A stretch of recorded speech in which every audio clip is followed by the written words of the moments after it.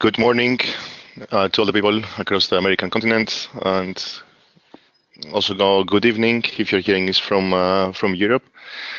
Please stay tuned. We will be starting in 2 minutes. Good morning or good afternoon again. We will be starting in 1 minute. People are still coming online at this moment. Please stay tuned. Ladies and gentlemen, good evening. If you're hearing this from Europe, good morning to the American continent, and welcome to the webinar. Also, welcome if you're listening to this at a later moment and you have downloaded the recordings. The title of today's webinar is Advanced Data Analytics and Aerial Inspections for Portfolio Asset Optimization, and this is the first webinar of our Webinar Tuesday series. So feel free to sign up through our website for the other 2 webinars coming up in the coming 2 weeks. My name is Kostis Zanakakis, and I'm a project manager at Solarplaza, and I will be moderating this webinar. So, brief agenda for today. First, a short introduction on our webinar and panelists. So as solar plants and portfolios get larger and more complex, system operators must combine data from multiple sources to make the best decisions to optimize the performance of their assets. In this webinar, Rob Andrews, CEO of Heliolytics, and Hugo Lapie, Director of Sales of QOS, will discuss different cases of investigation using real-time data, aerial inspections, and prediction tools to identify issues, improve diagnosis, and shorten resolution times. There will be time afterwards for Q&A, and we will end after approximately 1 hour. Again, my name is Kostis, project manager at Solarplaza. I work on the solar asset management conferences in Europe and Asia. These are my USA, sorry. These are my contact details, so feel free to get in touch with me if you have any question regarding solar asset management and our conferences. For those of you that don't know Solarplaza that well, we are a global information platform for solar PV. Our main business is organizing high-level B2B conferences and trade missions, and we have over 100 events in the last 13 years in more than 30 countries. We have a network of over 60,000 solar professionals, and this is growing every day. This webinar is a pre-call to our yearly conference, Solar Asset Management North America. This is the 5th edition of the conference, and it's to be held in San Francisco on March 13 and 14. This is North America's leading conference dedicated to the optimization of the operational phase of PV plants and portfolios. Main conference topics for this year: O&M, financial and technical asset management, market trends, innovative technologies, storage, PPA, cybersecurity, and many more. These are some of the companies involved so far in the conference, so don't miss a chance to meet all of these professionals from all these organizations at the conference. Special thanks to our sponsors, including Heliolytics and QOS, for making this conference and the contents of today possible. If you haven't registered yet and would like to do it, we are providing a discount for our webinar today. So if you use the code webinar20 on our website, you can get a 10% discount on the conference ticket, and this is valid for the 10 first registrations. Some practical notes: if you have any technical issues during the webinar, please use the chat box. Probably it sits on the right side of your screen. For Q&A, please also make use of the chat box. Please send us your questions during the presentations, and we will address as many as possible afterwards. The presentation slides and video recordings will be available afterwards at our website. Our first speaker for today is going to be Hugo Lapie, Director of Sales at QOS Energy. He has been working in the renewable energy industry for 4 years, first in Europe, where he experienced the fast growth of the market, and then in the US, where he started his new market for QOS Energy. And the next presenter will be Rob Andrews, CEO of Heliolytics, a performance analytics company specializing in aerial module level thermal audits and aerial remote sensing for PV system performance analysis. Rob has multiple publications in the PV sector focusing on performance modeling and prediction. All right, so let's begin with the presentations. Hugo, I will give you control, and I will unmute you.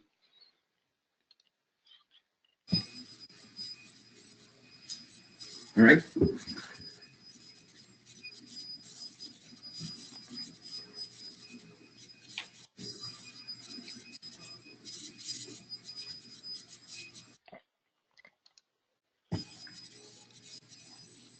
You're good to go, Hugo. Please. All right. Thank you, Kostis. Thank you for the intro. Thank you, everybody, for attending this webinar. So good morning or good afternoon, depending on where you are. So advanced data analytics and aerial inspection for portfolio asset optimization. So I will, on my side, talk about data analytics. So it's pretty short, 15-20 minutes. I will try to give you as much information as possible. Feel free to reach out afterwards if you need more information, of course. First of all, as some of you don't know QOS Energy and what we do, I will quickly introduce the company and our solution. So with a strong IT background, the QOS team has a unique set of experience. So in the industrial IoT, so remote monitoring, data acquisition, exchange services, and this is really a crucial aspect of what we do and of the industry, as you probably all know. Cloud computing, of course, so software development, data management, data analytics, so what is interesting for us today, and data science. And of course, an expertise in the renewable energy, not only with solar experts, but also wind, storage, biomass, and hydroelectricity. And today, more and more of you as owners, asset managers, developers, you're working in different, with different sources of energy. So we developed Contum, a cloud-based performance management software for the renewable energy industry. So the goal is, of course, to make the best use of your data, to make better and faster decisions, and the final goal and what really interests everybody, to increase the revenue and lower the cost, of course, to deliver extra returns.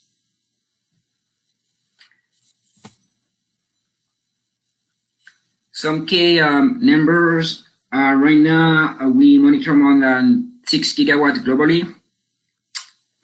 So it's spread out around more than 5,000 assets in more than 20 countries. So mostly Europe, North America, and India. So most of it is solar and wind, and more storage projects are coming too. And we monitor different storage projects here in the US, in Europe, and also in Australia.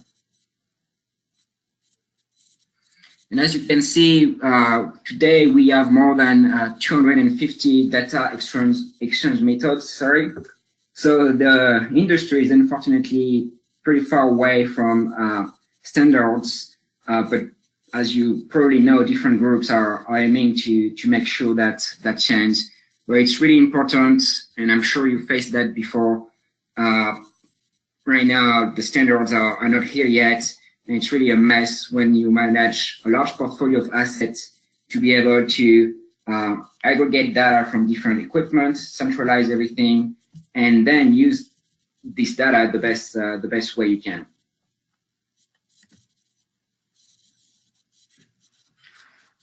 So this chart shows you the complexity of today data analytics monitoring. Some of you might manage different sources of energy. Of course, even if you work only in solar, different data acquisition system, so different SCADA system or data loggers. It can be a mess using different platforms, spending a lot of time doing that. So trying to centralize is really a key.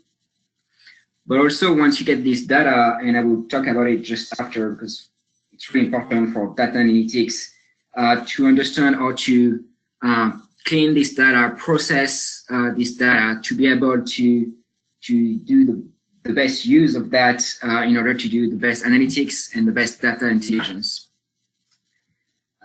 for us, it's really important to also develop a multi-stakeholder platform.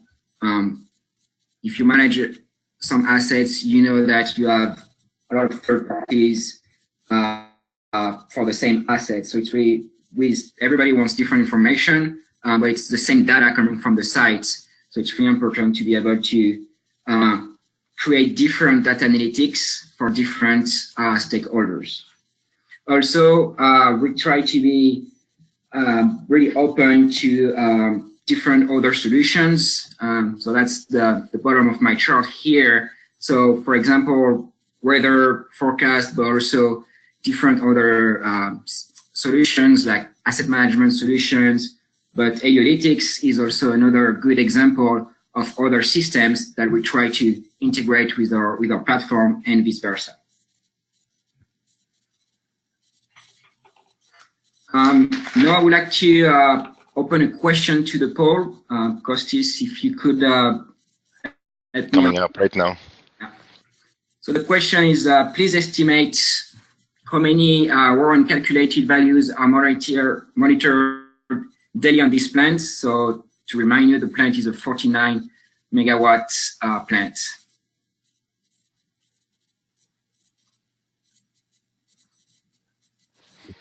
Let's keep it open for a couple of more seconds.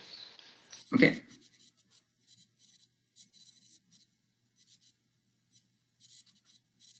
All right, let's see the results.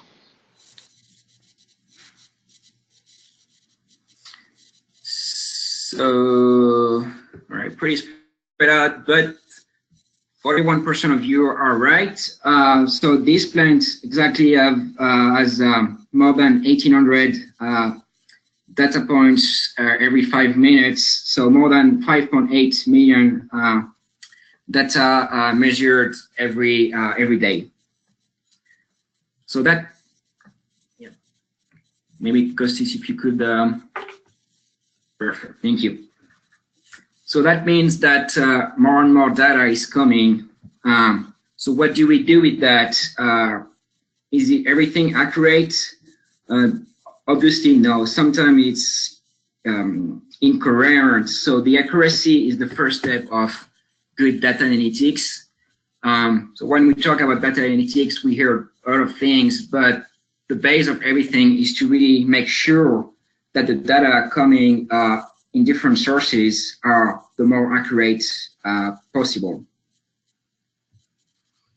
So we are really trying to, thanks to different processes that we'll explain, to make sure that the data is really the more accurate possible, so you can make the best analytics. So for that, I will show you, we use some machine learning to really clean the data. So it's really important for you to make sure that data coming from the site, and I will show you some example, is the best possible. So here is an example. So here we can see different data spikes sent by the acquisition systems, and you've probably seen that before in different interface that you could have been using. So using the best processes like machine learning to really filter some inaccurate and inaccurate data is really important, because if you don't, basically the data analytics that you will use afterwards will be inaccurate too. So with that, you will be able to provide a higher data quality and, of course, a better level of accuracy. So that's really the first time of advanced data analytics to be able to provide the best analytics possible. So on the right part, you can see that the clean data retrieved for the analysis has been clean of the spikes.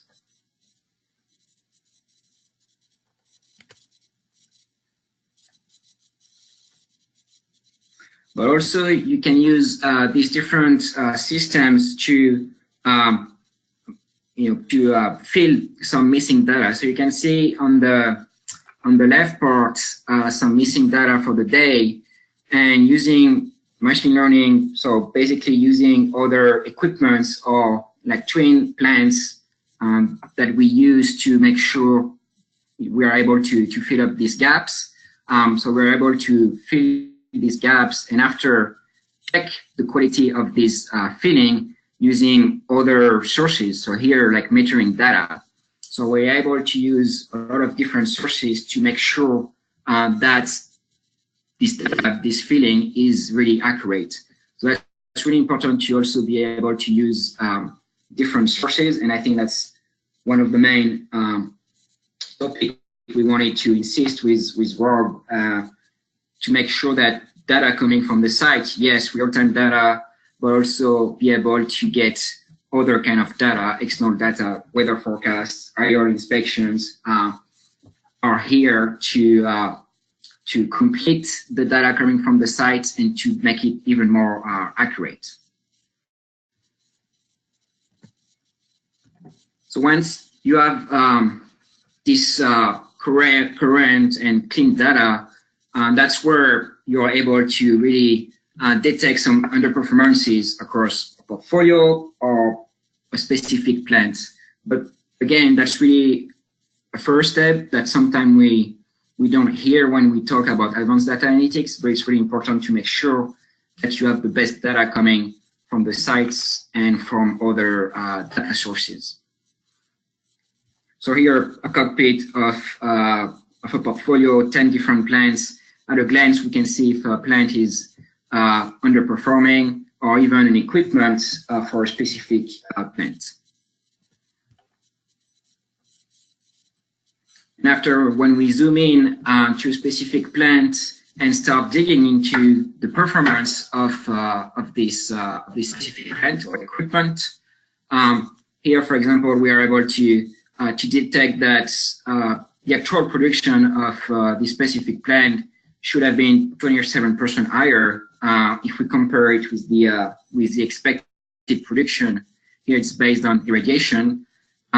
So we can quickly see that there is an issue with this plant during some hours of the day, and we received an alarm basically saying there is a gap between the expected production and the actual production. So we're able to set some threshold, and that's really important when you're managing a large number of assets to be quickly alerted of some plants or some equipments underperforming. So once we have been alert, we can start digging into more details. It will be pretty quick today, but I will be happy to give you more details afterwards. So here, when we look at the different inverters, we see that some of them are. We can think that some of them are underperforming.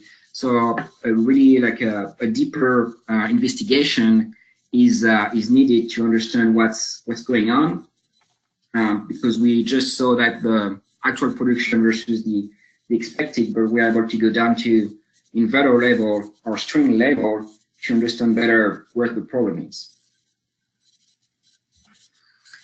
So after we understand which equipment is involved, is in fact, we need to investigate deeper. So this investigation we need, and that's really, again, I think the main point of this webinar that we wanted to express, to emphasize with Rob, is to make sure that you're able to get different sources of data, yes, coming from the sites, but also other sources that can be implementing in the monitoring software. That's what we do at QOS. We're able to implement a lot of different sources, of course, PVCs, PVUSA, irrigation, satellite irradiation data, on-site inspection, weather forecast, and of course, AR inspection too. And that's my link to our presentation, is to make sure that once we detect a problem, we detect which equipment, we're able to correlate that with other sources of data and to investigate even deeper to make sure that we're able to fix the problem on time. So I know it was a short presentation. I would be more than happy to chat more with you, to give you more details on these different processes, different data analytics processes. So feel free to reach out afterwards to ask more questions. And there is also a Q&A time afterwards, so feel free to ask as many questions as you want. Rob, whenever you want, the All right. floor is yours. Thank you very much, Hugo. We already have a couple of questions coming in, but like I said before, we will save it for the afterwards, after Rob has also presented. So, Rob, you're up next. Give me 1 second to bring up the presentation, and I'm giving you control right now.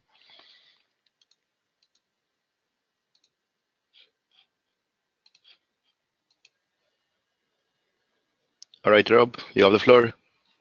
Perfect. Thanks very much, Hugo. Thanks for that great presentation, and Kostas, thanks for putting this all together. This Solarplaza conference is definitely the highlight for us in the year, and so we're really looking forward to meeting you guys all in a few weeks.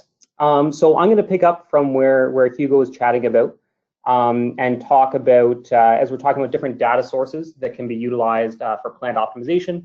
One of the newest data sources that's coming out is aerial inspections. And so what I want to do in this presentation is give a little overview of what aerial inspections are, what you can expect to get out of them, and then how does that data integrate into the performance plan for a project. So let's just see if I have control here. I do. Perfect. Oh, too much. All right, perfect. So just as a quick overview of Heliolytics, again, we do specialize in aerial infrared inspections for PV assets. We have a very broad experience with this. We've done over 6 gigawatts globally. And we've gotten to that number the hard way in that we do a lot of large-scale utility projects, but we also do a large amount of DG and rooftop systems as well. And that's one of the advantages of the platform we've chosen, which is an manned aircraft-based platform that we're able to access a lot of different classes of projects and to do those quite effectively. As I mentioned, we do use an aircraft, and we've developed the aircraft systems along with the sensor systems, and importantly, the back-end analytics to go along with it. I'm sure there may be some questions about why we chose aircraft over UAVs. We'll get into that a little bit during this presentation, but we may also touch on it in the Q&A as well.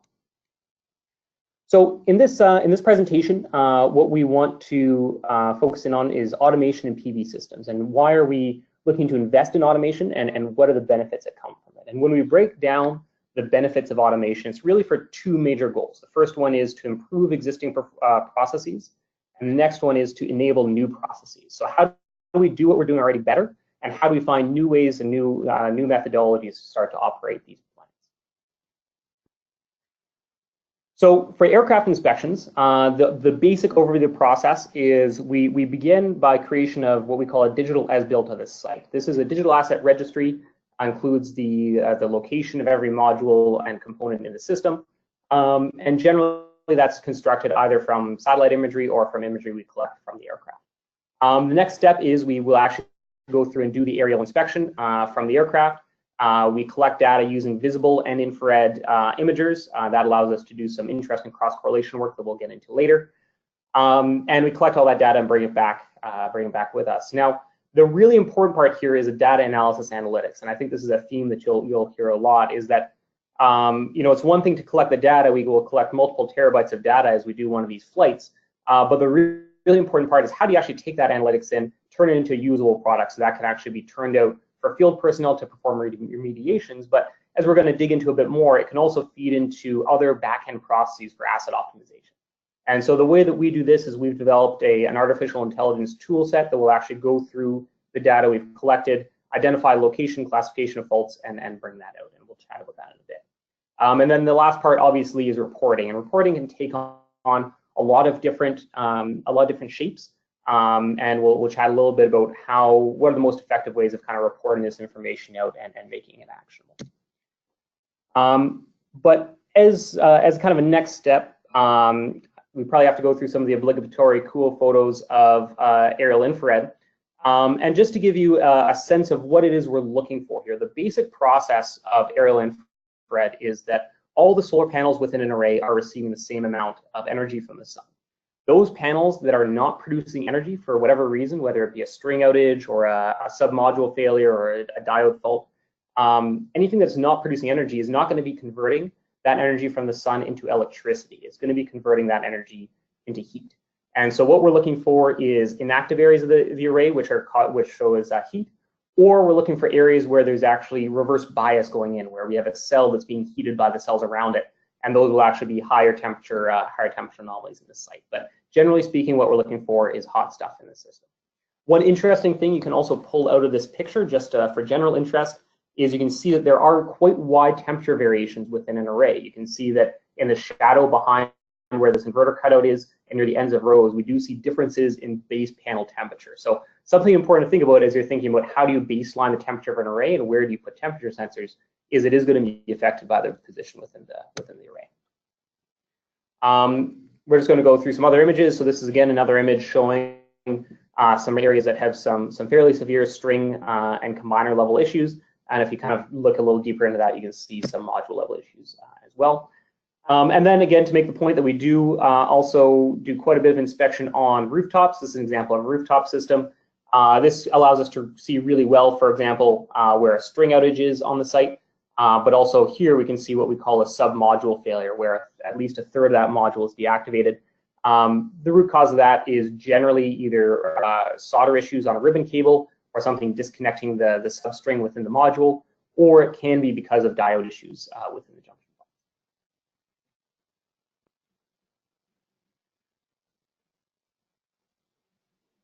Okay, so when we look at the data capture, again, for our process, we capture data from a manned aircraft. One of the reasons we did that is because it allows us to, first of all, put very high quality sensors onto the aircraft to make sure we're collecting good quality data, but it also allows us to collect the data in a very short period of time. So it's important that when the data is collected, that the system is at a relative thermal equilibrium. What that means is that we don't want a lot of changes in panel temperature or the irradiance that they're seeing during the course of the scan, because that can lead to some different false positives or difficulties in analysis. So when we do this inspection, we first of all want to make sure we hit a minimum threshold of 600 watts per meter squared. That's in line with requirements of IEC 62446-3 for outdoor IR inspections. But we also want to make sure that we do this in a short period of time. And for us in the aircraft, if the system is laid out well for us, that it can be as little as 30 minutes to this image of 50 megawatt site. And because of that, we're able to get a very clear thermal snapshot of the site and are able to do some really good intercomparisons between different regions of the array. Once we do the data capture, the next part is the analytics side. And in our case, what we will do is we have an artificial intelligence backend, which will go through, will identify the locations of modules within the array and within the frame, and will provide a localization and classification of the defects that we're seeing in each one of those regions. And so it's really important that as we go through, we can tell basically what's wrong and where it is in the site. And that's where our automation tools can really assist in allowing us to dive in and identify those faults. And at Heliolytics, we have currently about a library of around 570 different unique classification modes. So there is actually quite a bit of complexity that goes into how an IR fault can be defined and how that can be carried through to an estimation of energy loss.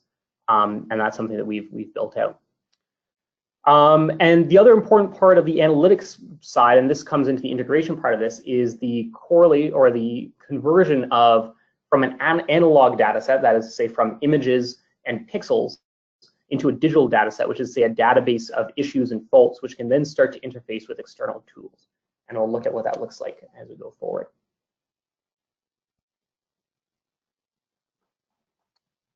I'm just waiting for the slide to change here. Oh, I don't know what's going on here.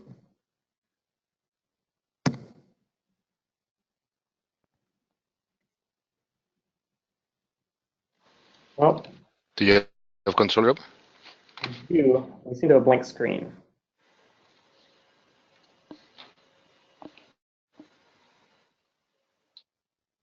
Okay, well, that's we're back. All right, so once we do the location classification, the next thing is to actually implement this into the digital as built for the site. So what you can see here is building up that digital asset registry and then locating the exact locations of faults on the system. So here you can see us marking out the locations of string and module failures within the area. And we're going to see if we can get this here. Perfect. All right. So now we're going to hop into how this tool can actually be practically applied within the operational plan of a project. And I think it's important to maybe start, first of all, looking at the current state. What is done now for these inspections? And typically, the typical scope, at least up to a few months ago, has been manual DC side preventative maintenance. And what that means is either IV curve or current clamp or VOC checks happening at the combiner box. And the motivation here is that we do know that there are blind spots from data analytics. And actually, if you read our white paper, we go into a little bit more depth on how that comes about. But essentially, it is very important to do some sort of physical inspection of the site.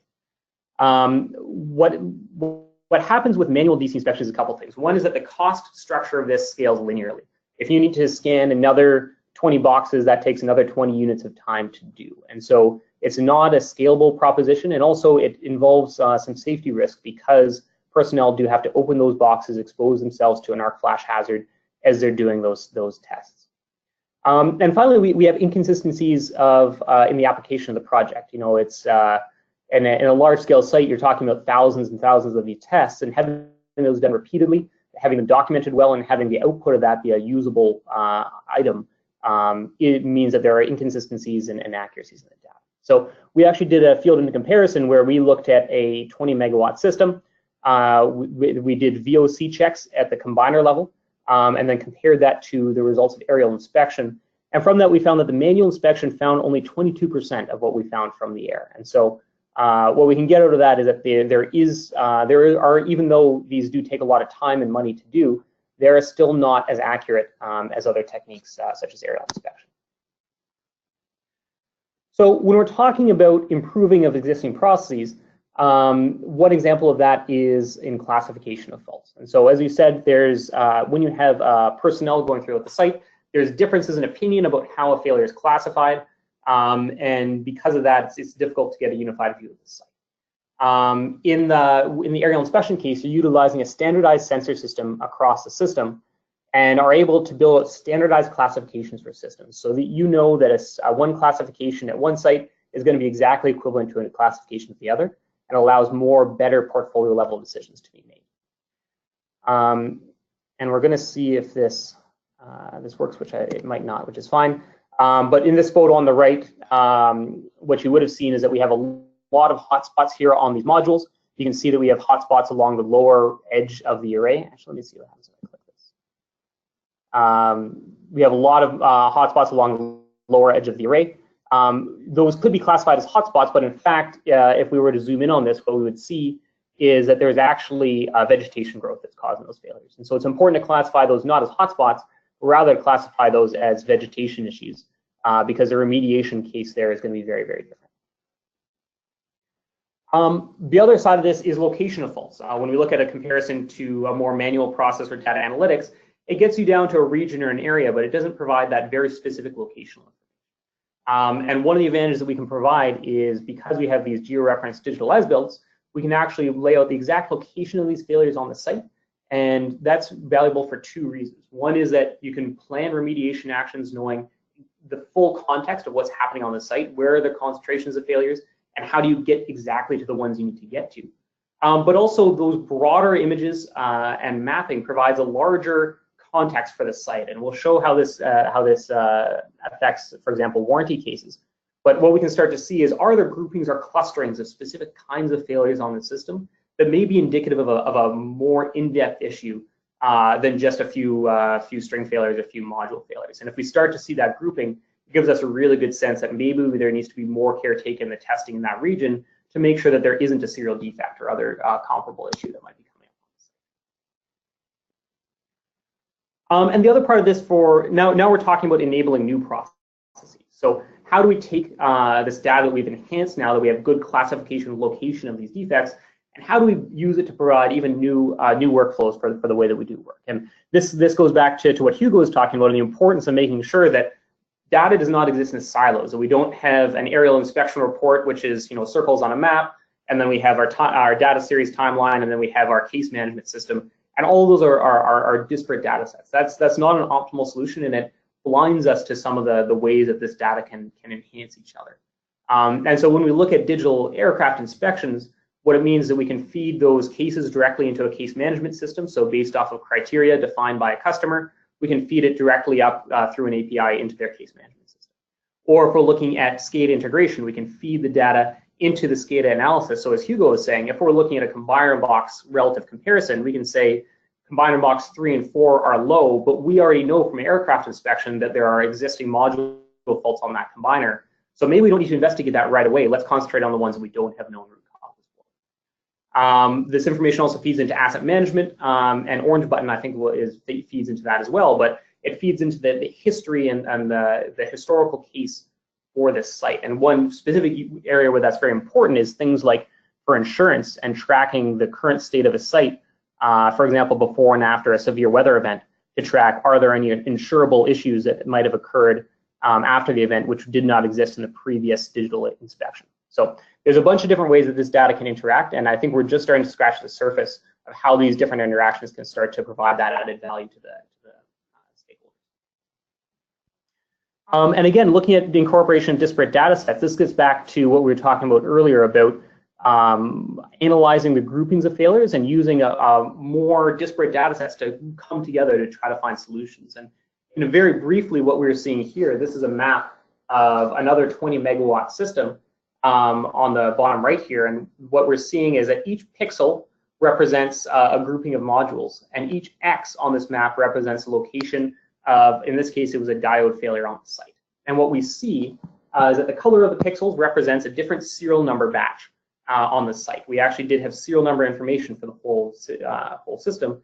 And what we were able to do by correlating the serial number information to the failure information was to see that there is actually a strong locational dependence of the failures we're seeing that correlates strongly to a specific serial number batch. So what that allowed us to do is to drive down and say, well, there's a few module failures on this site. The absolute number of them was not all that concerning, but what was very concerning is that they all exist within a very specific subset of modules in the system, which it was indicative to us and to the owner and manufacturer of a serial defect on site. And so this was an example of where we can get in early and identify those early warning signs for warranty issues before it progresses to a point that's going to cause severe energy loss for the site.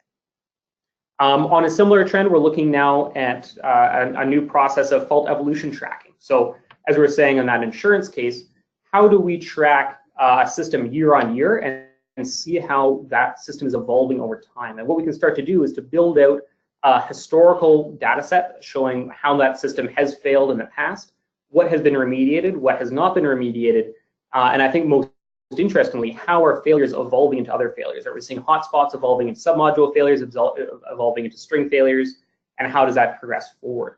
And this lays the groundwork for being able to look at predictive analytics on these systems. So are we seeing trends within a specific site as we compare inspections year over year that are indicative of an increasing or decreasing level of string or module failures, which may have really actionable information about how do we modify our operational plan for string maintenance, or how do we start to look towards different module remediation items if we're seeing specific regions of the array having failures that are evolving over time. And then again, one of the advantages of having a digital data set is being able to roll all that information together. As we were talking about before, if your classifications of failures are standardized across an entire portfolio, and if the data standard that's collected under is standardized, it allows us to do some broader level portfolio estimations of issues. And so what we have here, this is an example, this is a synthetic portfolio that we just put together as an example of different sites. And what we're able to do is actually group these together by module manufacturer and identify that, in fact, module manufacturer B, and unfortunately I'm not going to release which manufacturer this is, has a statistically higher module failure rate than manufacturer A and C within this portfolio. And that provides some very actionable information to the system owners and portfolio managers about future purchasing decisions, which module manufacturers should they go for in the future, and also how should they manage their resources around module remediations, knowing that this module manufacturer B is going to have an increased likelihood of failure across a portfolio. And this kind of information is really enabled by having that standardized digital platform that allows you to do an apples-to-apples comparison across sites globally.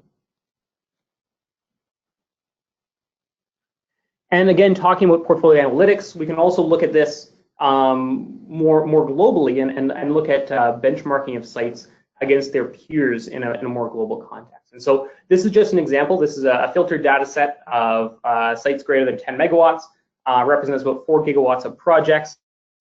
And it shows, it's what's called a cumulative distribution chart. So it shows what percentage of sites have a failure rate greater than a specific amount. So one specific case that is interesting is that in our case, for an aircraft inspection, on average, if the aircraft inspection is able to improve site performance by about 0.1%, and that's a DC capacity, by 0.1%, that provides an energy payback for the aerial inspection. So there's a return on investment for the cost of the aircraft inspection.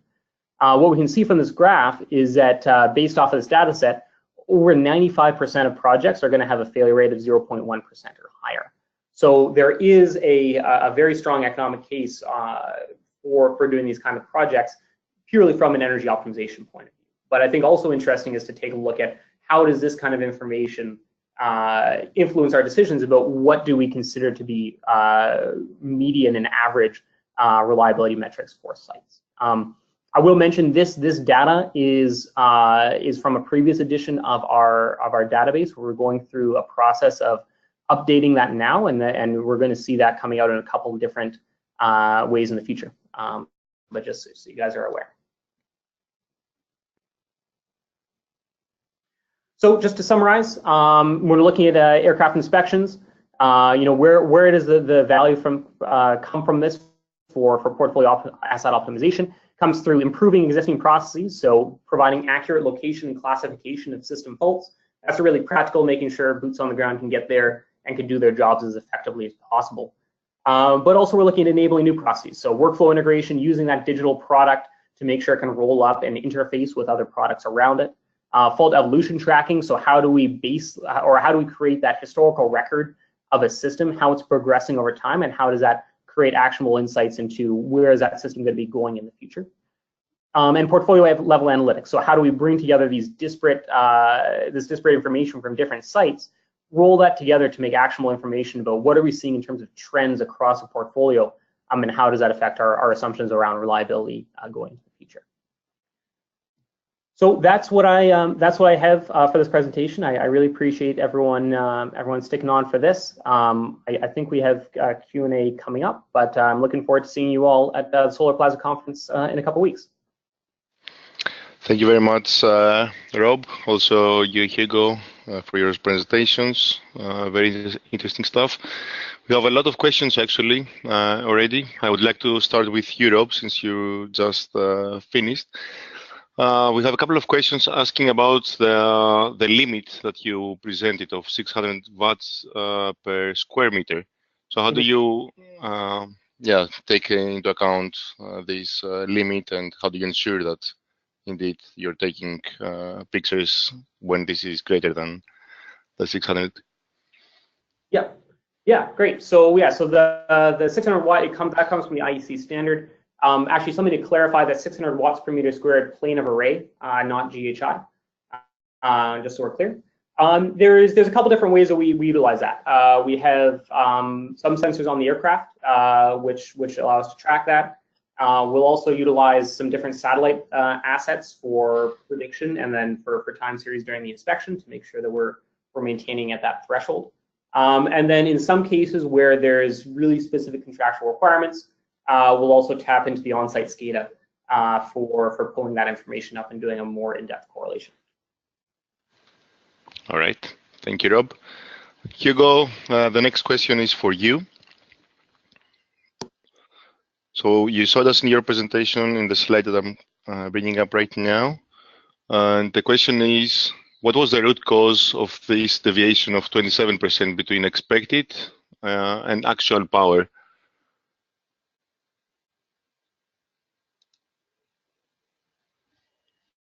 Hugo, can you hear us? You are muted.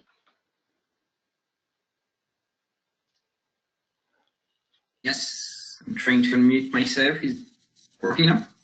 Yes. Yeah, all right, perfect. So to be honest, the root cause right now, I don't know. It was, so this graph was from yesterday. So the root cause of it, I would be happy to dig into it to see where it is. To be honest, right now, I don't know. All right. Fair enough. Another question for you, Hugo, is what's the technology behind this QOS platform that you presented? Yeah, sure. So basically, we developed the platform ourselves. We are not based on any other system that you could know, OSIsoft or other platform like that. So we developed everything from scratch. Like we started 8 years ago now. So everything has been made in-house, and of course we use some open source codes that are available open source. So yeah, everything has been developed in-house. Yeah, but what is the underlying technology? That was the question. If you can tell a bit more about this. Sure. I mean, we use different architecture. MySQL is one of them. We're using some other right now that I cannot mention because we're changing some of the codes. But yeah, MySQL is one of the technology we have been using since day one, basically. All right. And there's another question. How do you utilize machine learning in missing data filing? Is it purely from the historical production data or modeling from weather data or something else, if I can add? Mm-hmm. Yeah, different kinds of modeling, but also using what we call digital twins. So basically creating a twin of the plant or even the equipment and trying the best scenario or the worst scenario on these twins, so we're able to basically do the average and complete the data. And after, as I mentioned, check with other sources like meter data, etc. But yeah, we mostly use digital twins to do that. All right, thank you. Rob, coming back to you. What is the percentage of PV modules to undergo PV tests as well as thermography? Is there any standard on this? Yes, and actually, sorry, could you repeat the first part of that question? What were the two kind of testing? He just mentioned PV testing compared to thermography. Okay. It's a bit broad, I guess, but. Yeah, I mean, maybe I'll answer it this way. So generally, the vast majority of the projects we do are inspections of 100% of the modules on the thermal side. I think maybe what that's getting at is looking at, there are other advanced testing tools that can be used. Electroluminescence or EL is a common one if we're looking for things like cracks or micro cracks. And we certainly have done projects where we would utilize the aerial infrared imagery of 100% of the site to identify regions of concern within the system, and then to utilize that to target a more targeted EL campaign. But just because of the cost of EL, which has gone down recently, which is great, but is still, we're looking at 0.5 to 1%, and anything approaching 5 or 10% would only be in a very rare circumstance for those more advanced testing tools. All right, thank you. Greg is asking Europe again, if you can a certain soiling and how do you separate it from other similar or not processes? Yeah, that's a great question. And unfortunately, there's one photo I wanted to bring up there that I think my video broke. But basically, yeah, being able to filter using our high resolution visible to identify soiling and to filter hotspots which are caused by that versus hotspots which are caused by inherent module damage is very, very important. You can imagine that if you have a site which has severe soiling on it, which is causing a large amount of hotspots, if the report just says there's a lot of hotspots on the site, that could mean anything from there's a severe serial defect on the system that needs, is going to cause severe long-term project impacts, or it means you have to send someone to wash the panels. And so being able to do that root cause analysis of saying this is because of inherent module damage versus this is because of soiling is really critical as part of this the inspection process. All right, thank you. I think this is a question to more or less both of you. So yeah, if you can elaborate more about the integration of aerial inspection data, including specific location of faults. So how do they integrate with the QoS platform, or in general with CMMS platforms? Yeah. So well, which are presently best able to ingest this aerial inspection data and identify faults? Yeah, well, maybe let me just, I'll start on that quickly, and just to say that, you know, the kind of, there's maybe 2 or 3 main categories of data that's really interesting to pass along into a platform like QOS that has obviously the performance analysis side, but also the case management side, which are 2 kind of important related aspects. And so one is on the case management side is working to figure out what is a correct aggregation of failures, and then feeding those produced cases up into a case management system. And that can include the location and classification of a fault, but it can also go all the way to including the individual imagery of the modules. And so that allows the kind of the boots on the ground access to that, and also provides another way to track that kind of digital asset registry throughout its production. And then the other side of it is looking at energy impacts and presumed energy impacts based off of infrared correlated specific SCADA information, and that would be another way that data would feed up into that system. Yeah. All right, thank you, Rob. You, Hugo, anything to add on this? Also, yeah, just to complete that, Rob, you mentioned it earlier.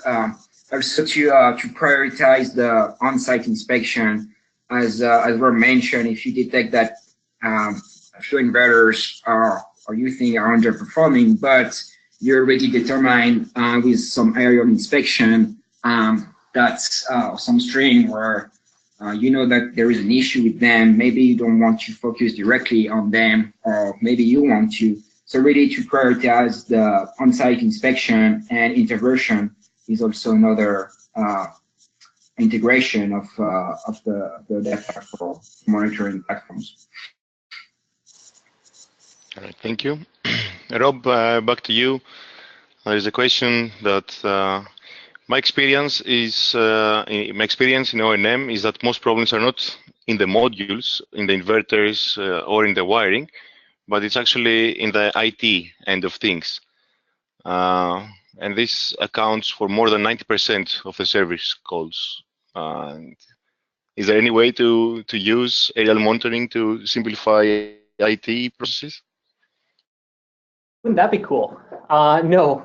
I mean, I definitely understand and hear it. And when we look at the root cause, and actually I think NREL or Sandia put out a really interesting report where they did some root cause analysis on, you know, where are service calls coming from primarily, and where are energy losses coming from primarily. And you know, the one interesting thing is that those 2 did not necessarily correlate.